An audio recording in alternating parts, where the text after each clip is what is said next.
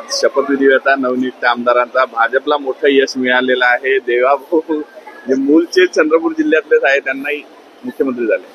हे खरं आहे की कोणत्याही लोकप्रतिनिधीच्या दृष्टिकोनातून आजचा हा दिवस महत्वाचा आहे.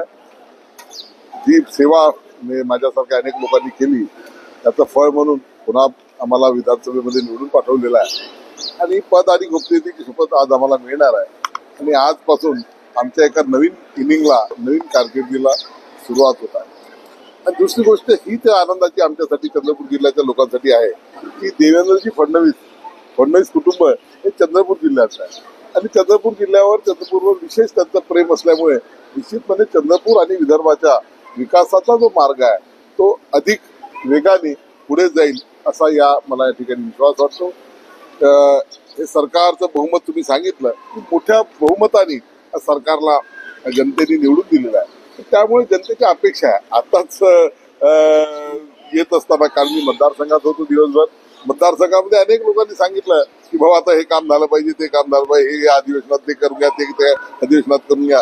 परंतु हे अधिवेशन केवळ शपथविधी आमदारांचे शपथ करतात आणि या अधिवेशनामध्ये अध्यक्षांची निवड होईल.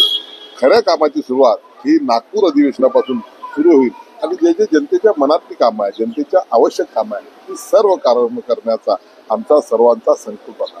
तुम्ही म्हणताय जनसेवा केली त्याचा फळ आहे. विरोधक म्हणतायत कुठेतरी ईव्हीएम घोटाळा आहे. हे बघा लोकशाहीमध्ये सर्वांना सर्व बोलण्याचा अधिकार आहे परंतु असं नाही आहे. असं जर असतं तर त्यांनी लोकसभेमध्ये तो विषय मग केला नसता. लोकसभेतला निकाल भारतीय जनता पार्टी आणि एकंदरच महायुतीच्या विरोधात थोडासा जाणारा होता. त्यानंतर महायुतीच्या सरकारने आपली नवीन योजना लागू केल्या. लोकांना जे नरेटिव्ह त्यांनी चुकीचं पसरवलं होतं ते लक्षात आलं.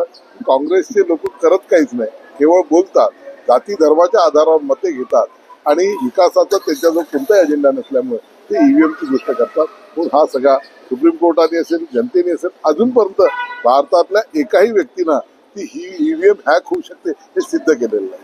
त्याच्यामुळे काँग्रेसच्या या गोष्टीला काही अर्थ नाही. चंद्रपूर जिल्ह्याला मंत्रिपद मिळावं अशी इच्छा आहे असेल. कायमच चंद्रपूर जिल्ह्याला मंत्रिपद आजपर्यंत मिळत आलेलं आहे. या पुढच्या काळापर्यंत सुद्धा मिळणारच आहे याचा मला विश्वास आहे.